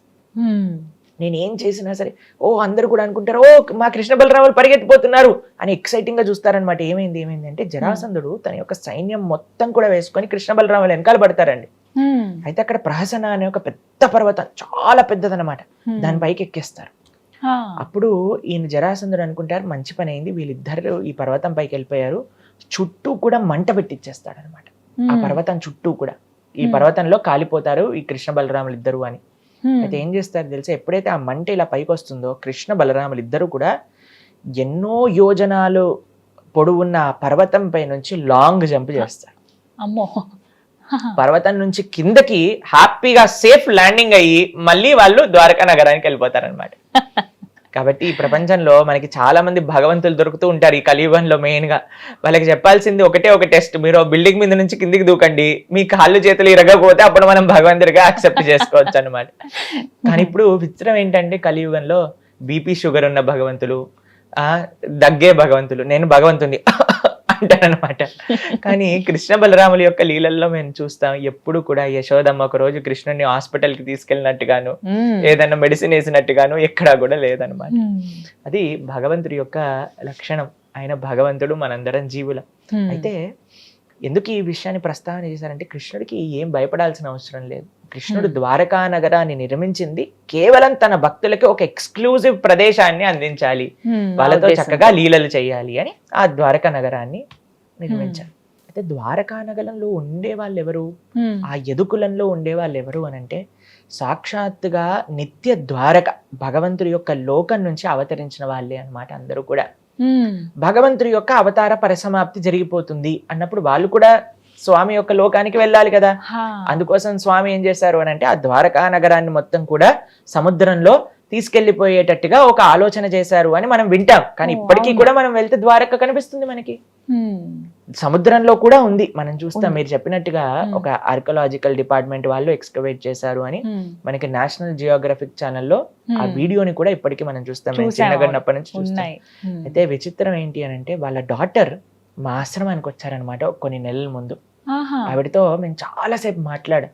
వాళ్ళ నాన్నగారికి ఎలా ఈ యొక్క ఐడియా వచ్చింది, కృష్ణుడు ఎలా స్ఫూర్తిని కలిగించారు, ఎలా ఎక్స్కవేషన్లో ఎన్ని భగవంతుడి యొక్క అద్భుతమైన ఎక్స్పీరియన్సెస్ వాళ్ళ తండ్రి గారికి కలిగాయి అనే విషయాలన్నీ కూడా వాళ్ళ డాటర్ మాతో పంచుకున్నారనమాట. ఏం చెప్పారండి? అయితే ఆవిడ చెప్తున్నారు, ఎలా వాళ్ళ నాన్నగారు ఎప్పుడైతే ఈ భాగవతం వాళ్ళు చిన్నప్పటి నుంచి వింటూ ఉన్నారో తప్పకుండా ఈ ద్వారకా నగరాన్ని నేను ఎలాగైనా సరే ప్రకాశింపజేయాలి అని ఒక దీంతో చాలా సార్లు ప్రయత్నం చేశారట. ఆయనకి సరైన హెల్ప్ వచ్చి వాళ్ళ యొక్క సరైన టీం తయారయ్యి వాళ్ళ లోపలికి వెళ్ళి చూస్తూ ఉంటే ఎన్ని అద్భుతాలు. ఆ సముద్రంలో ఉండే ద్వారక ఎలాగైతే శాస్త్రంలో కృష్ణుడి యొక్క ద్వారక ఎలా ఉందో అలానే వాళ్ళకి ఆ ద్వారక లోపల కనిపించిందనమాట. ఏ ఆనవాళ్ళు, ఏ చిహ్నాలు ద్వారకా నగరంలో ఉండేవో అవన్నీ కూడా ఆ సముద్రంలో కనిపించాయి. కాబట్టి భగవంతుడు ఉండేవాడా, కృష్ణుడు రాముడు ఉండేవాడా అనే వాళ్ళందరికీ ప్రశ్న. రాముడు ఉన్నాడా అంటే రామసేతు ఉంది, కృష్ణుడు ఉన్నాడా అంటే ద్వారక ఉంది. కాబట్టి భగవంతుడు విలక్షణమైన రూపంతో విలక్షణమైన లీలలు. ఇప్పుడు చూడండి, మనం ఒక ప్రదేశానికి వెళ్తాం, వెళ్ళినప్పుడు ఏం చేస్తాం, మన బట్టలు, ఇంకొంతమంది అయితే వాళ్ళు తినే వాటర్ బాటిల్ అన్నీ కూడా తీసుకెళ్తారు. తీసుకెళ్ళాక ఒక ప్రదేశంలో ఉంటాను 2-3 రోజుల తర్వాత ఏం చేస్తాం, మళ్ళీ అన్ని సామాన్లు చదువుకొని ఆ సూట్ కేసుని మూసుకొని మనతో పాటు తీసుకెళ్తాం. అంతేనా? భగవంతుడు ఈ ప్రపంచంలోకి వచ్చినప్పుడు తన పార్షదులు తన లోకం అంతటితో ఇక్కడికి వస్తారు, మళ్ళీ తీసుకెళ్ళిపోయేటప్పుడు అందరినీ తీసుకెళ్లి పైకి వెళ్ళిపోతారు. భగవంతుడి యొక్క అవతార పరిసమాప్తి జరిగినప్పుడు ఆ ద్వారకా వాసులందరూ కూడా ఎవరైతే భగవంతుడితో పాటు భగవత్ పార్షదులు వచ్చారో వాళ్ళందరూ కూడా నిత్య ద్వారక నిత్య లీలలోకి ప్రవేశించారు. అయితే ఇప్పుడు మీకు ఒక చిన్న విషయం చెప్తాను, ఇది ధర్మ సూక్ష్మ. భగవంతుడు ఎప్పుడైనా అవతారం స్వీకరించినప్పుడు భగవంతుడి యొక్క లోకం నుంచి వాళ్ళ యొక్క పార్షదులు వస్తారు. అందులోపల స్వర్గలోకం నుంచి దేవతలందరూ కూడా యాడ్ అవుతారు అనమాట ఒక అంశ రూపంలో. మనం పంచ పాండవులు చూస్తాం కదా, పాండవులు ఒక్కొక్క దేవత యొక్క అంశము అని కూడా మనం వింటూ ఉంటాం. ఇంద్రుడు, తర్వాత యముడు, దాని తర్వాత అర్జునుడి యొక్క అంశం ఇంద్రుడి ద్వారా, యుధిష్ఠిరుడి యొక్క అంశం ఏమో యమధర్మరాజు ద్వారా, దాని తర్వాత భీముడి యొక్క అంశం ఏమో సాక్షాత్తుగా వాయుదేవుడి ద్వారా అని మనం వింటూ ఉంటాం. చాలా మంది ప్రశ్నిస్తారు, అయ్యా కృష్ణుడి యొక్క భక్తులు పాండవులు వాళ్ళు స్వర్గానికి వెళ్ళిపోయారేంటి అని అంటే, వాళ్ళు స్వర్గానికి వెళ్తూ వాళ్ళ దేవతా పోర్షన్స్ ని డ్రాప్ చేసి వాళ్ళు వైకుంఠానికి వెళ్ళారనమాట. కాబట్టి కృష్ణుడి యొక్క అవతార లీలలలో ఎవరైతే ద్వారకావాసులు వచ్చారో వాళ్ళందరూ కూడా ద్వారకకి వెళ్ళిపోయారు. ఎవరైతే దేవతలు వచ్చారో వాళ్ళందరూ కూడా ప్రభాస క్షేత్రానికి వెళ్ళి అక్కడ ఒక మిస్అండర్స్టాండింగ్ వచ్చినట్టుగా వాళ్ళ పరిసమాప్తి వాళ్ళు చేసుకున్నారనమాట. ఎందుకు అంటే అండి, యదు వంశాన్ని నాశనం చేసే వాళ్ళు ఇంక ఎవ్వరికి సాధ్యం కాదు. వాళ్ళు కానీ స్వర్గలోకానికి వెళ్ళాలంటే వాళ్ళ లోపల వాళ్ళే కొట్లాట పెట్టుకోవాలి. అందుకు ఆ విధంగా ఆయన ఒక చిన్న లీల తయారు చేసి వాళ్ళందరూ కూడా వెళ్ళిపోతారు. కృష్ణుడు కూడా అవతార పరమసమాప్తి చేస్తారనమాట. కృష్ణుడు మరణించడు, మనం పుడతాం, మనం మరణిస్తాం. కృష్ణుడు అవతరిస్తారు, కృష్ణుడు అవతార పరిసమాప్తి చేస్తారు. ఇప్పుడు ప్రతిరోజు కూడా సూర్యుడు ఉదయిస్తున్నప్పుడు ఈ రోజు సూర్యుడు పుట్టాడు, సాయంత్రం పూట సూర్యుడు వెళ్ళిపోయినప్పుడు సూర్యుడు చనిపోయాడు అంటావా? అలానే భగవంతుడు ఈ లోకంలో ఉదయిస్తాడు, అస్తమిస్తాడు. ఎప్పుడైతే స్వామి అస్తమిస్తాడో తన పార్షదులందరూ కూడా వాళ్ళ లోకాలకి వెళ్ళిపోతారు, మిగతా వాళ్ళందరూ కూడా నిత్య లీలలోకి ప్రవేశిస్తారు. ప్రభుజీ, శ్రీకృష్ణ భగవానుడి లీలలు అనంతమైనవి. అవి చిన్నప్పటి నుంచి ఆయన ఎదుగుతున్న క్రమంలో వారు పెద్ద అయిన తర్వాత కురుక్షేత్రం వరకు కూడా, అప్పుడు గీతను బోధించినప్పటి వరకు ప్రతిదీ చాలా మనకి వింతగా ఉంటాయి. అనుభవపూర్వకంగా మనం చాలా విషయాలు కూడా తెలుసుకుంటాం వాటి గురించి. ఇవన్నీ బాగానే ఉంటాయి. ప్రత్యేకంగా కృష్ణుడి గురించి మాట్లాడేటప్పుడు శ్రీకృష్ణ భగవానుడికి ఇంతమంది భార్యలా అని అంటూ ఉంటారు. ఆ మాటకి మీరు ఇచ్చే సమాధానం ఏంటి? నిజంగా అంతమంది భార్యలు ఉన్నారా? కృష్ణుడికి ఎంతమంది భార్యలు అనే ప్రశ్నకి సమాధానం, కృష్ణుడికి 16,108 మంది భార్యలు ఉన్నారు. అమ్మో. భగవంతుడికి ఇన్ని వివాహాలు ఎలా జరిగాయి అనే విషయాన్ని వెనకాల ఒక చిన్న కథ ఉంది, ప్రస్తావన చేస్తాం. నరకాసురుడు గురించి మనం వింటాం కదండి. అయితే నరక చతుర్థి అని దీపావళి ముందు రోజు మనం చేసుకుంటూ ఉంటాం. అవును. ఈ నరకాసురుడు ఏం చేశారు అంటే 16,100 మంది రాకుమార్తెలను తన యొక్క చెరసాలలో బంధించి పెడతాడనమాట. అయితే భగవంతుడి యొక్క అవతారం యొక్క ప్రయోజనం ఏంటి? ఎక్కడైతే అధర్మం జరుగుతుందో అక్కడ ఆయన ధర్మాన్ని స్థాపన చేస్తారు, ఆ ధర్మాన్ని తొలగించేసి. అయితే కృష్ణుడికి ఎప్పుడైతే ఇలా ఒక భగవంతుడండి ఎక్కడైనా సరే తను ఎలా రక్షిస్తాడు భక్తులని అనేది ఈ లీలలో కనిపిస్తుంది. తన భక్తులు ఒక స్త్రీ అవమానాన్ని భగవంతుడు ఎప్పుడు కూడా తట్టుకోడండి. ఎప్పుడైతే ఆ హస్తినాపురంలో ద్రౌపదీదేవి యొక్క అవమానం జరుగుతుందో భగవంతుడు అన్లిమిటెడ్ సారీ అందించారనమాట. అవును. చీరను అందించేసి ద్రౌపదీదేవిని కాపాడారు. అలా ఇక్కడ వీళ్ళందరినీ కూడా నరకాసురుడు బాధ పెడుతున్నారు అని తెలుసుకొని గరుడ్మంతుడి పైన సత్యభామాదేవిని వేసుకొని అక్కడికి వస్తారనమాట. నరకాసుడిని సంహరించేస్తారు భగవంతుడు. ఎప్పుడైతే తన యొక్క భగవంతుడి లోపల ఇంకొక విశిష్టత తెలుసా అండి? ఎవరినైనా సంహరించారనుకోండి ఒక దుష్టుడితో, ఆయన రాజ్యాన్ని ఆయన తీసుకోరండి, ఆయన ఐశ్వర్యాన్ని ఆయన ముట్టుకోరు. నరకాసుడి యొక్క కుమారుణ్ణి ఆ రాజ్యానికి రాజు చేసేస్తారనమాట. అప్పచెప్పి ఈ యొక్క రాజ్యంలో వెళ్తూ ఉండగా ఈ 16,100 మంది రాకుమార్తెలను చూస్తారనమాట.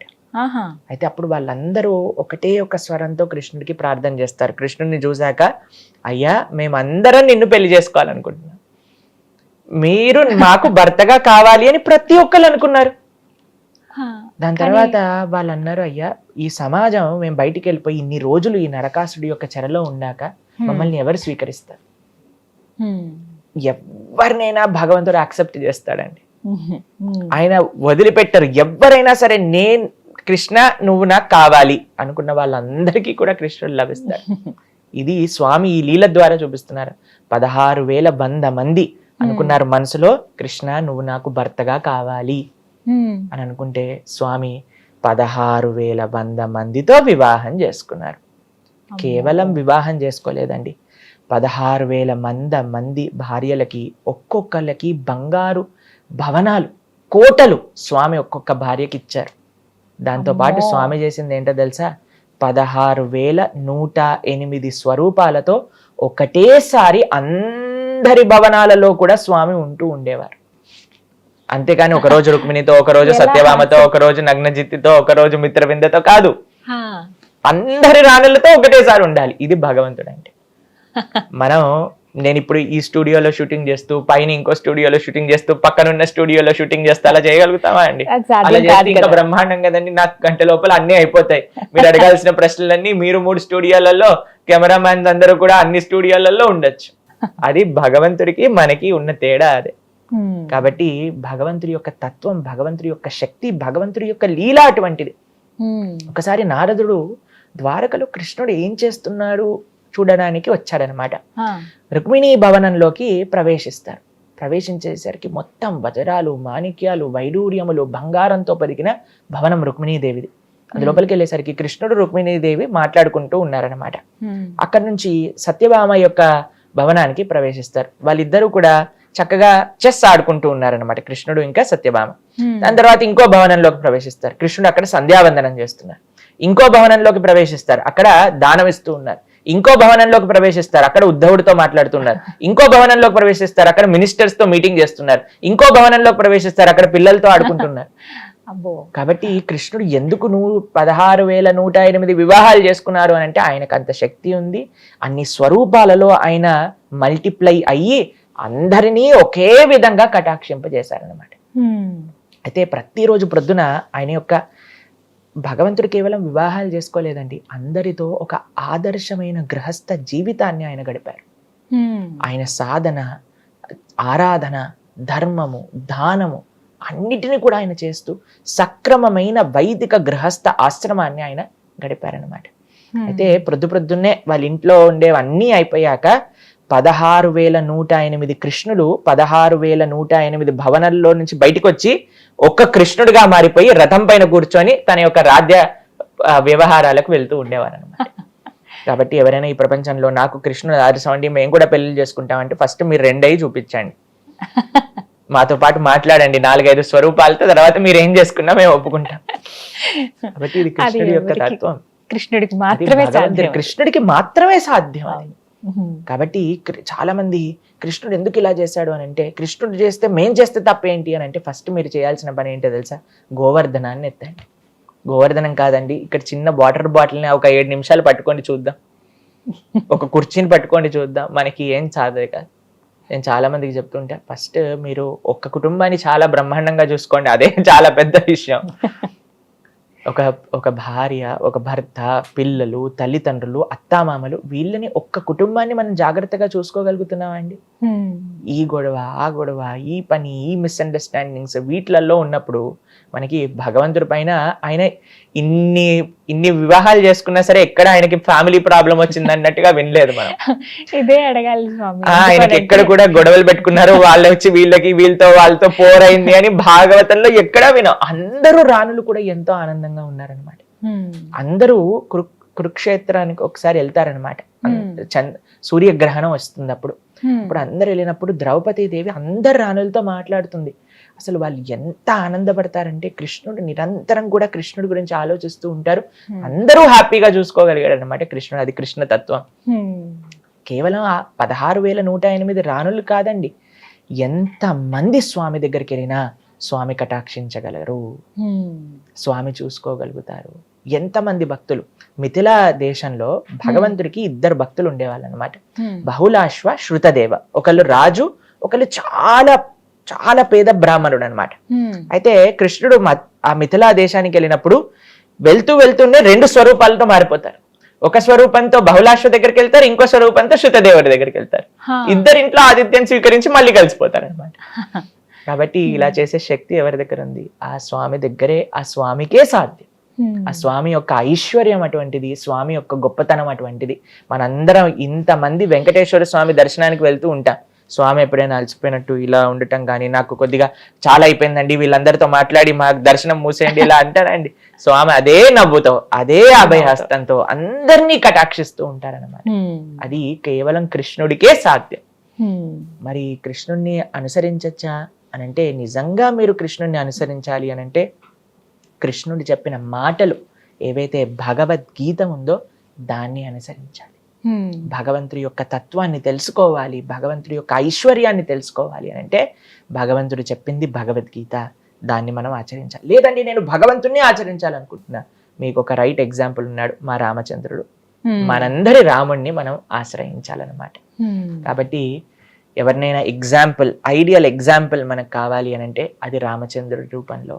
అలానే ఎవరైనా చెప్పింది మనకు కావాలి అంటే అది కృష్ణుడు చెప్పిన భగవద్గీత. వీటిని మన జీవితంలో నిత్య ఆచరణ యోగ్యం. ప్రభుజీ, కొన్ని చిత్రాల్లో చూస్తూ ఉంటాం కదా కృష్ణుడికి సంబంధించి, అంటే ఇప్పటి జనరేషన్ కృష్ణుడు అలా మిక్స్ చేసి కొన్ని సినిమాలు తీస్తూ ఉన్నారు. అందులో కార్తికేయ 2 అనేటువంటి చిత్రం వచ్చింది. కార్తికేయ మొదటి సినిమా బాగా సక్సెస్ అయింది, ఆ తర్వాత కార్తికేయ 2 తీసుకున్నారు. ఫస్ట్ స్టోరీలో ఎక్కువగా కుమారస్వామి గురించి ఉంటుంది కార్తికేయుడు. ఆ తర్వాత కార్తికేయ 2లో కృష్ణ భగవానుల గురించి ప్రత్యేకంగా ఒక కడియం గురించి ఉంటుంది ఆ స్టోరీ. కడియంని ఉద్ధవుడికి ఆయన బహుకరించారని చెప్పి, నిజంగానే కడియం ఉద్ధవుడికి ఇచ్చారా శ్రీకృష్ణ భగవానుల వారు? అసలు ఆ కడియంలో ఏముంది, ఇది తెలుసుకోవాలనుకుంటున్నాం. మీకు నిజంగా చెప్పాలి అని అంటే, మేము సినిమా చూసి ఒక 15 సంవత్సరాలు పైగా అయిపోయింది. కాబట్టి మీరు ఏం మాట్లాడుతున్నారో అనే విషయాన్ని మీ దగ్గర నుంచి విని నేను అర్థం చేసుకుంటున్నా. కాబట్టి శాస్త్రరీత్యా చూస్తే, ఎందుకంటే ఇందాక చెప్పుకున్నట్టుగా కృష్ణుడి గురించి తెలుసుకోవాల్సిన ప్రతి విషయము కూడా శ్రీమద్ భాగవతంలో మనకు అందించారు. అయితే భాగవతంలో ఎప్పుడైతే భగవంతుడి యొక్క అవతార పరిసమాప్తి, ఆయన గోలోకానికి వెళ్ళిపోవాలి అనే సమయానికి ఏమవుతుంది అని అంటే, ఆయన యొక్క అశ్వత్థ వృక్షం దగ్గర కృష్ణుడు ఇలా శరీరాన్ని ఇలా ఆంచుకొని కూర్చుంటారనమాట. అప్పుడు ఉద్ధవుడు వస్తాడు ఆ ప్రదేశానికి అన్నమాట. దాంతో పాటు మీకు ఒక విషయం చెప్తాను, మైత్రేయుడు అనే ఒక మహర్షి కూడా అక్కడికి వస్తారనమాట. వీళ్ళిద్దరూ మాత్రమే భగవంతుడి యొక్క అవతార పరిసమాప్తి జరిగేటప్పుడు కృష్ణుడి దగ్గర ఉన్నారు. ఇంకా ఎవ్వరూ తెలియదు అసలు కృష్ణుడు ఎలా అవతారాన్ని చాలించారు అనే విషయాన్ని. అయితే వీళ్ళిద్దరు వస్తున్నప్పుడు కృష్ణుడు వాళ్ళిద్దరితో మాట్లాడుతూ, ముఖ్యంగా ఉద్ధవుడితో మాట్లాడుతూ, భగవంతుడు ఇచ్చినది అన్నిటికంటే గొప్ప ఒక ఐశ్వర్యాన్ని ఉద్ధవుడికి ఇస్తాడు. ఏంటో తెలుసా అండి ఆ ఐశ్వర్యం? శ్రీమద్ భాగవతాన్ని కృష్ణుడు తన సొంత నోటి ద్వారా ఉద్ధవుడికి ఉపదేశం చేస్తారనమాట. ఉద్ధవ గీత అని అంటారు భాగవతంలో. ఎంతో అద్భుతమైన విషయాలు కృష్ణుడు ఉద్ధవుడికి చెప్తారు. మైత్రేయుడు కూడా ఆ సమయానికి అక్కడ ఉన్నాడు కాబట్టి మైత్రేయుడు కూడా ఈ విషయాన్ని వింటారనమాట. అయితే ఆ యొక్క కృష్ణుడి గురించి చెప్తూ భాగవతంలో చెప్తారండి, కృష్ణో స్వదాగోపకతే ధర్మ జ్ఞానాభి సహ కలో ద్రష్ట దృశామేతాం పునానార్కో ఉదోదిత. కృష్ణుడు ధర్మాన్ని జ్ఞానాన్ని తీసుకొని ఆ యొక్క నిత్య లీలలోకి ఎప్పుడైతే ప్రవేశింపజేయాలి అని అనుకుంటున్నారో, ఇప్పుడు ధర్మం లేదు, జ్ఞానం లేదు, మరి కలియుగంలో ఏంటండి మనం తరింపడానికి ఒక అవకాశం ఉందా అని అంటే, భగవంతుడు అవతార పరిసమాప్తి చేసుకుంటూ ఆ ధర్మ జ్ఞానాన్ని అలానే కృష్ణుడి యొక్క స్వశక్తిని ఒక అవతారంలో ఈ కలియుగానికి ఇచ్చేసి వెళ్ళిపోయారనమాట. ఏంటో తెలుసా అండి అది? భాగవతం. భాగవతం సాక్షాత్తుగా కృష్ణుడు. భాగవతం మొదటి 2 స్కందములు భగవంతుడి యొక్క 2 శ్రీచరణాలు. అలా భాగవతంలో ఉండే 12 స్కందములు భగవంతుడి యొక్క ఒక్కొక్క అంగంలో ఒక్కొక్క పార్ట్గా చెప్తారనమాట. పురాణార్కో ఉదోదిత అంటే భగవంతుడు సమాప్తి అయిపోయింది, అవతారం భాగవతం అవతరించింది. ఎవరి దగ్గర నుంచి? సాక్షాత్తుగా కృష్ణుడు ఉపదేశం చేశాడనమాట ఉద్ధవుడికి. కాబట్టి ఆ భాగవతంలో నిజమైన ఐశ్వర్యం ఏంటి అని అంటే ఆ భాగవతాన్ని అధ్యయనం చేయటం. కృష్ణుడి గురించి తెలుసుకోవాలి పరిపూర్ణంగా అని అంటే ఆ భాగవతాన్ని మనం వినాలి. అందుకే మనం కూడా భాగవతాన్ని చెప్తూ వస్తున్నాం. ఇప్పుడు ఈ రోజు నుంచి 11వ స్కందం మనం ప్రారంభం చేయబోతున్నాం అన్నమాట. కాబట్టి ఈ భాగవతంలో ఎన్నో విలక్షణమైన విషయాలన్నీ కూడా భగవంతుని తత్వతంగా తెలుసుకోవాలి అని అంటే భాగవతాన్ని మనం ఆశ్రయించాలి. అయితే ఈ భాగవతాన్ని మొత్తం కూడా ఉద్ధవుడికి చెప్తాడు. మైత్రేయుడు కూడా ఈ విషయాన్ని వింటారు. విన్నాక కృష్ణుడు చెప్తారు, అయ్యా నేను నా అవతారాన్ని పూర్తి చేస్తున్నాను, నువ్వు బద్రికాశ్రమంలో నా కోసం తపస్సు చేస్తున్న భక్తుల్ని వెళ్ళి నువ్వు కలువు అని చెప్తారనమాట. మనకండి జీవితంలో చాలా మంది అడుగుతారు, అయ్యా స్వామి భగవంతుడు అంటే మన పైన కృప చూపిస్తున్నారని మనకి ఎలా తెలుస్తుంది? ఏంటో తెలుసా అండి దానికి ఒక సిమ్టమ్? మన జీవితంలో భగవంతుడి యొక్క భక్తులు వస్తారనమాట మన దగ్గరికి. కృష్ణుడు స్వయంగా వెళ్ళలేదు బద్రికాశ్రమానికి, తన భక్తుడైన ఉద్ధవుని పంపించాడు అనమాట. భగవంతుడు మనందరి దగ్గరికి కూడా ఆయన యొక్క కృప ఏ విధంగా పంపిస్తారు అని అంటే తన యొక్క భక్తుల మాధ్యమంగా పంపిస్తారు. ఆ భక్తులు వచ్చి ఏం చెప్తారు? మనకి భాగవతాన్ని ఉపదేశం చేస్తారు. కృష్ణ తత్వాన్ని మొత్తం కూడా భాగవతం ద్వారా మనం నేర్చుకొని ఆ కృష్ణుడికి దగ్గరై మన జీవితాన్ని తరింపజేసుకోవాలి. ఇది కృష్ణుడు ఉద్ధవుడికి ఇచ్చిన నిజమైన ఐశ్వర్యం ఆ యొక్క శ్రీమద్ భాగవతం. అటువంటి గొప్ప నిగమ కల్ప తరోల్ గలితం ఫలం సుఖముఖాద్ అమృత ద్రవ సంయుతం పిబత భాగవతం రసమాలయం ముహురహో రసికా భువి భావుకా అంటారనమాట. మన శాస్త్రాలన్నిటికీ కూడా ఒక చెట్టుగా పోలిస్తే దానికి ఒక అద్భుతమైన తీయటి పండు కాసిందట. అదే శ్రీమద్ భాగవతం. ఇప్పుడు చూడండి, చెట్టు యొక్క సారం మొత్తం కూడా పండులో ఉంటుంది. అందరికి మామిడి పండు అంటే ఇష్టమే కదా. అటువంటి స్వీట్ మామిడి పండు, చిలక కొరికిన మామిడి పండు గురించి విన్నారా? చిలక ఏదైతే పండుని కొరుకుతుందో అది స్వీటెస్ట్ అన్నమాట. చిలక మామూలు పండ్లను కొరకదు, ఏదైతే అన్నిటికంటే తీపిగా ఉంటుందో దాన్ని కొరుకుతుంది అనమాట. అలా శుక మహర్షి చేత చెప్పబడింది. శుక మహర్షి అంటే శుక అంటే ప్యారెట్. అయితే ఆ శుక మహర్షి యొక్క అమృతం కూడా ఈ యొక్క భాగవతాన్ని స్పృశించి అలా పరీక్షిత మహారాజు ద్వారా లోకానికి అందించారన్నమాట. కాబట్టి సకల శాస్త్ర సారాంశం ఏంటి అనంటే అది శ్రీమద్ భాగవతం.